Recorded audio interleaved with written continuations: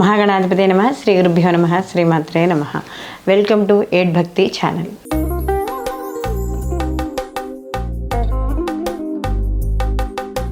September 14 నుండి మనకి ఈ శుక్రుడు అలాగే కేతుల యొక్క కలయిక అనేది యుతి అనేది జరగబోతోంది.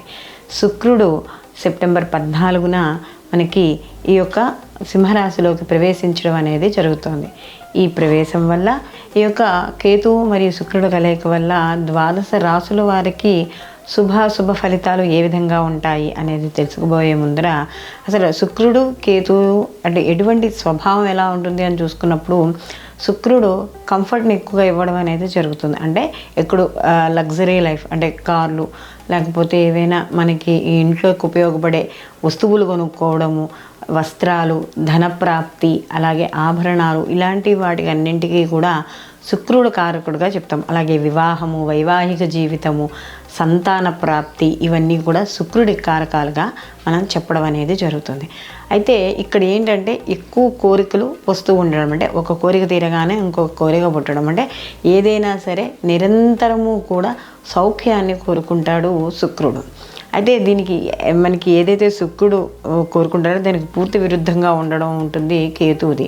కేతువు ఆధ్యాత్మిక కారకుడు, అంటే ఆధ్యాత్మిక చింతన, గురువుల్ని కలుసుకోవడం, అలాగే పుణ్యక్షేత్ర దర్శనాలు, ఎప్పుడు ఏదో ఒక భగవన్నామ స్మరణ చేసుకుంటూ ఉండడం, లేదా మనకి ఈ గ్రంథ పఠనాలు అంటే పురాణాలకు సంబంధించినవి, వాటికి సంబంధించి గ్రంథ పురాణాలు పుస్తకాలు ఏవైతే ఉంటాయో వాటిని పఠనం చేయడం, లేదా ఒక ఆధ్యాత్మిక కార్యక్రమాల్లో పాల్గొనడం, భగవంతుడికి సేవ చేయడము, లేకపోతే సమాజంలో ఎవరైతే ఉన్నత వ్యక్తులు అంటే ఆధ్యాత్మిక పరంగా ఉన్నారో వాళ్ళని కలుసుకోవడం, గురువుల్ని కలుసుకోవడం, కొత్త విద్యలు అంటే ఆధ్యాత్మిక పరంగా ఎదగడానికి, భగవంతుడిని చేరడానికి కొన్ని విద్యలు నేర్చుకోవడం, ఇలాంటివన్నీ కూడా ఈ యొక్క కేతువు ఇవ్వడం అనేది జరుగుతుంది.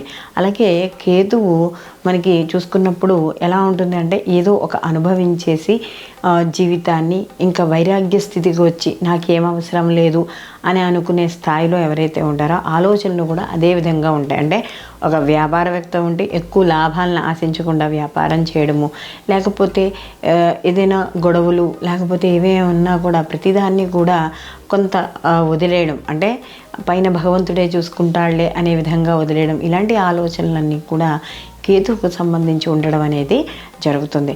కాబట్టి అసలు మరి వీళ్ళు ఈ రెండు కారకత్వాలు కానీ వీళ్ళిద్దరివి చూసుకుంటే పూర్తి విరుద్ధంగా ఉంటాయి.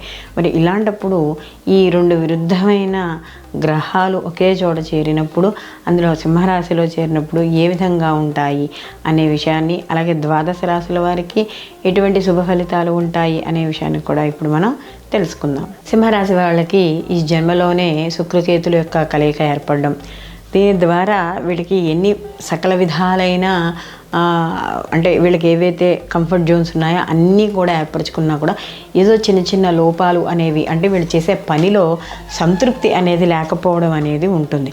అంటే ఏదైనా ఒక ఇల్లు కొనుక్కున్న దాంట్లో వాళ్ళు కంఫర్ట్గా లేకపోవడం, లేదా ఒక వస్తువు కొనుక్కున్నప్పుడు దాన్ని పూర్తిగా అనుభవించలేకపోవడం, ఏదో ఒక లోపం కనపడడం, ఇలాంటివన్నీ కూడా కనపడుతూ ఉంటాయి. అలాగే ట్రాన్స్ఫర్లు కావచ్చు, లేకపోతే ఏదైనా ముఖ్యమైన పనుల మీద ఎక్కువ కాలం కుటుంబానికి దూరంగా ఉండడం, కాస్త ప్రయాణాలు ఎక్కువ చేస్తూ ఉండడం, ఇలాంటివి కూడా కనపడతాయి. ఆరోగ్య విషయాల్లో జాగ్రత్త చూసుకుంటూ ఉండాలి. అలాగే ఇక్కడ ముఖ్యంగా కానీ చూసుకున్నప్పుడు ఏవైతే వీళ్ళు విలువైన వస్తువులు కొనుగోలు చేస్తారో అలాంటి విషయాల్లో మోసపోకుండా ముందుకు వెళ్ళడం అనేది మంచిది. అలాగే ముఖ్యంగా వీళ్ళకి చర్మ సంబంధిత ఇబ్బందులు ఇలాంటివి ఏవైనా వచ్చే అవకాశం ఉంది. కాబట్టి అలాంటి విషయాల్లో కాస్త జాగ్రత్త తీసుకోవాలి. ఎక్కడైనా పెట్టుబడులు పెట్టాలన్నా అది కుటుంబ సభ్యులతో కావచ్చు, లేకపోతే బయట వాళ్ళతో కావచ్చు, ఎక్కడైనా నూతనంగా పెట్టుబడులు పెట్టేటప్పుడు మాత్రం కాస్త జాగ్రత్త వహించుకోవడం అనేది మంచిది. అలాగే విద్యార్థులకు సామాన్యంగా ఉంటుంది. వివాహానికి సంబంధించిన విషయాలలో మాత్రం తగు జాగ్రత్తలు తీసుకుంటూ ముందుకు వెళ్ళడం అనేది మంచిది ఈ రాశి వాళ్ళకి. అలాగే ఇక్కడ ముఖ్యంగా ధనపరంగా కానీ చూసుకున్నప్పుడు కాస్త ఖర్చులు ఎక్కువగా ఉంటాయి. కాబట్టి ఖర్చుల నియంత్రణలో అనేది పెట్టుకోవాలి. మరియు ఈ రాశి వాళ్ళకి కానీ చూసుకున్నప్పుడు ఈ జన్మలోనే కేతు యొక్క సంచారం కూడా ఉండదు. కొంత వైరాగ్య స్థితి ఏర్పడడం, అంటే ప్రతిదాన్ని ఎక్కువగా ఆశించకపోవడం అనేది ఉంటుంది. అలాంటప్పుడు ఎదరవాళ్ళు చెప్పిన మాటలు కాస్త వినిపించుకోకపోవడం అంటూ ఉంటుంది. కానీ ఇక్కడ ఎదరవాళ్ళు ఏదైనా మాట్లాడుతుంటే మాత్రం దృష్టి వాళ్ళ మీద పెట్టి విని అప్పుడు నిర్ణయాలు తీసుకోవడం అనేది మంచిది. అలా సరైన నిర్ణయాలు తీసుకోలేకపోయినా కూడా ఇబ్బందులు పడే అవకాశాలు ఉన్నాయి.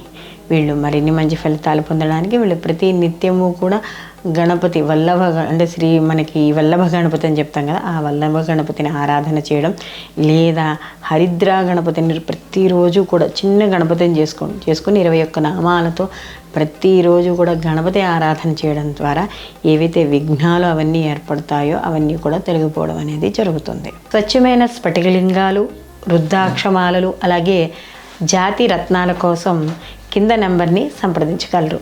సర్వే జన సుఖినో భవంతు, లోకా సంస్థ సుఖినో భవంతు.